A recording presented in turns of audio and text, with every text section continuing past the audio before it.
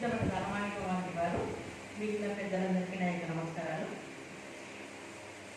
మంజుల అంటే సంస్కృతంలో శ్రావ్యమైనది, అందమైనది, మధురమైనది, మనోహరమైనది, ఓపిక కలదై చదువుల తల్లికి అభినందనలు, ఆశీస్సులు.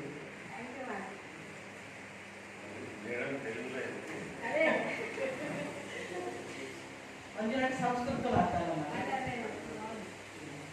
నాకు డాక్టర్ బి విజయలక్ష్మి అంటే పండ్లు ముసలి. ఈ కవిత నాకు చాలా ఇష్టం, ఎందుకంటే ప్రస్తుతం జరుగుతున్న దాంట్లో ఇది చాలా మంది జరుగుతున్న విషయం ఇది. అందుకని నా మనసుని తలచి వేసిన కవిత అంటే నాకు ఎప్పటికీ ఇష్టం ఈ కవిత. ఓకే.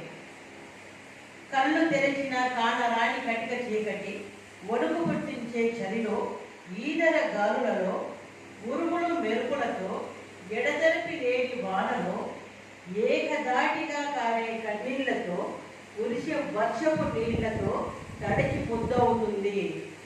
గడగడా వణుకుతున్న చలిలో, తపతపా కొట్టుకుంటున్న గదవతో ఒళ్ళు దాటుకున్నామంటే ఎలాంటి ఆచ్ఛాదన లేక, కప్పుకోవడానికి బట్టలు లేక, ఉడతపడ్డ దేహంతో మునుగ తీసుకొని కూర్చొని ఉంది.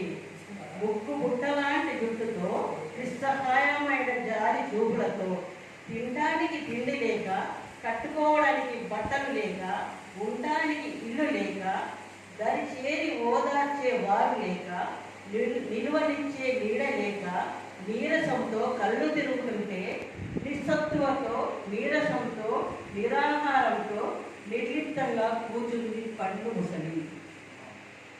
కూతుళ్లతో కోపగించబడి, అల్లుళ్లతో ఆరడి పెట్టబడి, కోడళ్లతో ఈషడించబడి, కొడుకులతో ఉన్నదంతా ఊడ్చబడి, ఇంటి నింటి గెంటి వేస్తే నాది చెరాగాని అని ప్రమాణం చేసిన నాదుడు ప్రమాణం తప్పి పరలోకానికి ప్రయాణమైతే ఎటు వెళ్ళలేక, ఎక్కడ ఉండలేక నిస్సహాయంగా కూర్చుంది పార్కులో బెంచిపై.